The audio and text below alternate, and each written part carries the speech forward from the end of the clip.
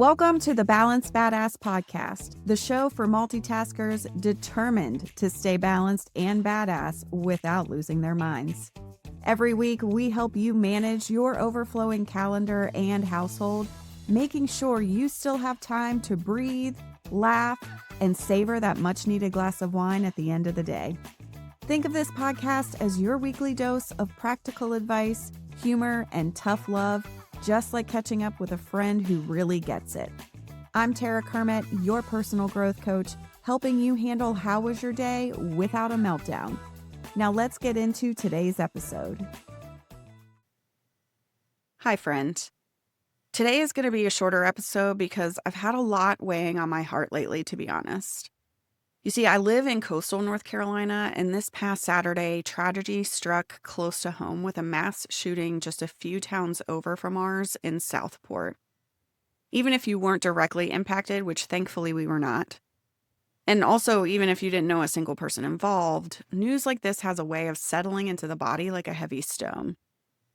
And if that weren't enough, we're also living in the middle of a political season where we're faced with unprecedented breaking news every hour, it seems. The constant noise, the headlines, the arguments online, it all piles onto the stress that we're already carrying. Whether you're deeply engaged in the news or you're trying to tune it out for your own sanity, the reality is that you can't escape the atmosphere. It seeps into conversations, it fuels anxiety, and it leaves many of us feeling unsteady.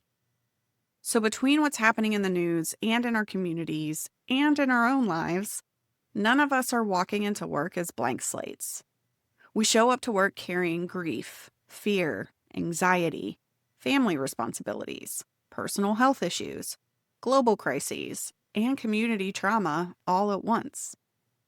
And yet most workplaces still expect us to slip back into business as usual. The emails don't slow down, the deadlines don't shift, and the meeting requests keep rolling in. But when something seismic happens in your personal life, in your community, or in the country, normal is a false expectation that can deepen burnout. Psychologists call this emotional spillover, when the stress of one part of your life bleeds into another. The problem is, our bodies don't segment stress as neatly as our calendars suggest. A shooting, unprecedented times, a health scare, or a sick child all live inside the same nervous system that's supposed to power through a performance review or a client presentation. Your body interprets all of it, the fear, uncertainty, stress, as potential threat. This is why after events like these, people so often describe feeling foggy, short-tempered, or emotionally detached at work.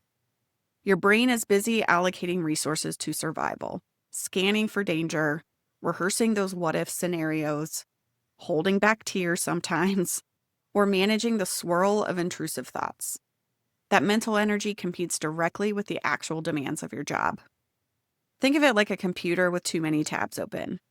You're technically online, but everything is lagging. You click a button and it takes 3 seconds to respond. Open another window and the whole system freezes. That's your brain under emotional spillover. It's doing its best with what it's got, but the processing power is maxed out. This is why we see burnout spike not only during personal crises, but also in times of collective stress. The expectation to keep producing at the same level, to be business as usual when nothing about life is usual, puts you in a no-win situation. You either perform at the cost of your well-being, or you slow down and risk being seen as less capable. Both routes erode your confidence and take a hit to your energy. And the instinct so many of us have after something big is to pretend that we can just keep going. But forcing yourself back into normal is like trying to squeeze into clothes that don't fit anymore. You can tug, you can hold your breath, hell, you can slap on some Spanx and pretend it works for a while. But deep down, you know you're uncomfortable, and everyone around you can sense it too. So instead of pretending nothing's changed, it's smarter to adjust. And the first step is to give yourself permission to be off. Most of us were raised on some version of the leave it at the door mentality. You show up, you suck it up, and you don't let the emotions get in the way of your job. But ignoring the fact that you're struggling only drains you faster. Being honest, even with yourself, gives you space to breathe. Some days, you're not going to be the sharpest strategist or the most patient leader. And guess what? That means you're human. Your next move is to find your minimum viable workday. I coach my clients to identify their floor, the lowest level of effort that still keeps the lights on at work. On heavy days, you don't need to run a marathon. You need to just get through without burning out further. So maybe that's answering just 3 essential emails, showing up to your 1 must-do meeting, and then blocking off the rest of the day for low-lift tasks or a nap, depends on the day. That's enough, and that's still progress. Another thing to remember is that when you're carrying a heavy load, connection can feel like just one more thing. The calls, the check-ins, the team happy hours, they might feel impossible.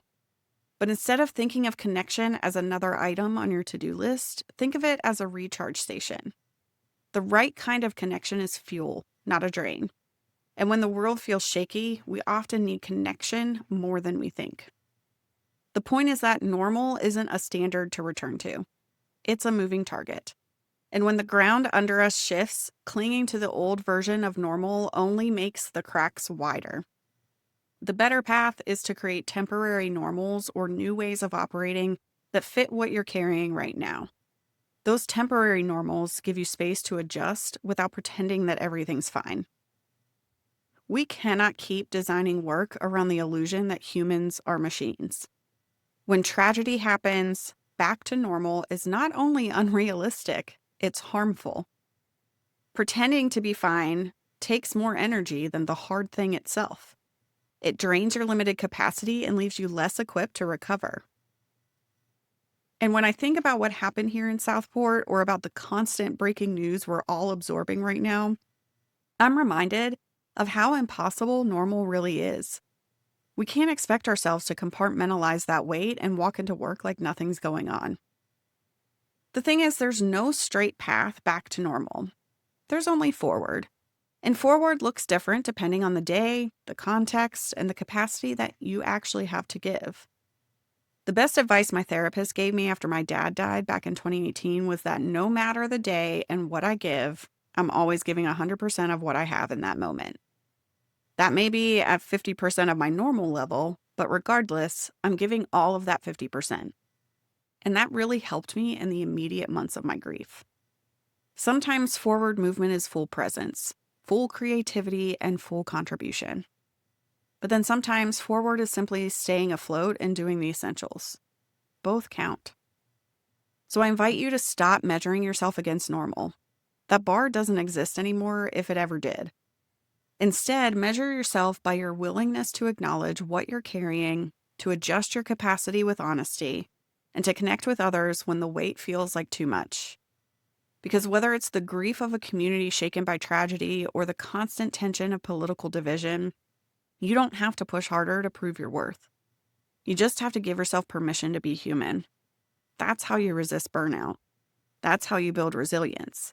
And that's how we begin collectively to create workplaces that don't just survive storms, but learn how to carry each other through them. We can't erase tragedy or silence the noise, but we can choose care. Care for ourselves, our teams, and our communities. That's how we move forward. Thanks for hanging out with me on the Balanced Badass podcast. I hope today's episode brought you a little more balance and a lot more badass in your day. If you enjoyed this episode, be sure to subscribe, share it with a friend, and leave a review. Your support helps more multitaskers like you find the show, and I'd really appreciate it. Until next time, take care of yourself and make good choices, friend. I'll catch you next week.